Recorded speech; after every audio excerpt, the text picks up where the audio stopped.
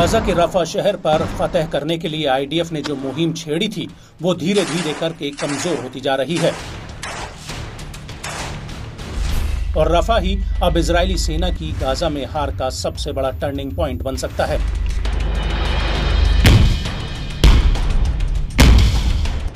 क्योंकि रफा और कुछ अन्य इलाकों में इजरायली सेना हमास के ताबड़तोड़ हमलों से टूटती जा रही है और ये हमले इतने भीषण हैं कि आईडीएफ को टैंक, सैन्य वाहनों से लेकर सैनिकों की जान माल का भारी नुकसान हो रहा है।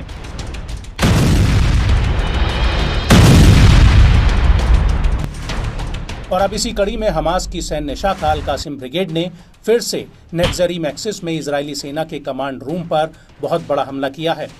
अल कासिम का कहना है कि उसने आईडीएफ के कमांड रूम पर शॉर्ट रेंज रजूम मिसाइलें बरसाई हैं और इसके अलावा खान यूनिस के अल जलाल मॉस्क में अल कासिम ने आईडीएफ को मोटर गोलों से दहला कर रख दिया।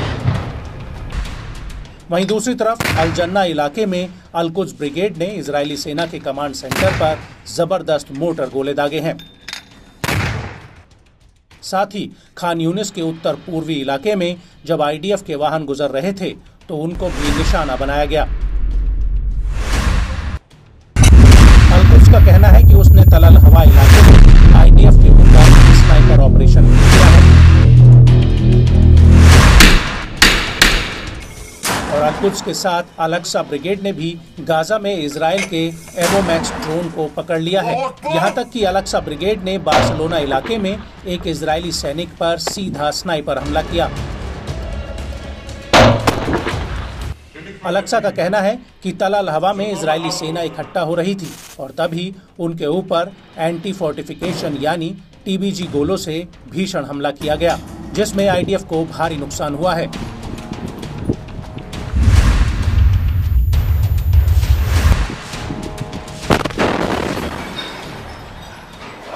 और इस हमले के अलावा अल अक्सा ब्रिगेड का कहना है कि उसने नेत्ज़री मैक्सिस में इकट्ठा हो रहे कई इजरायली सैनिकों के ऊपर 107 मिसाइलों के एक जत्थे की बौछार की है और इसी इलाके में अल मुजाहिदीन ब्रिगेड के लड़ाके भी इजरायली सेना के ऊपर टूट पड़े।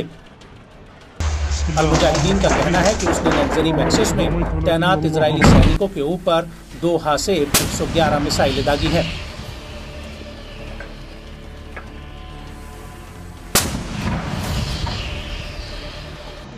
और इन हमलों को देखकर लगता है कि फिलहाल गाजा में इजराइल की जीत दूर दूर तक नजर नहीं आती।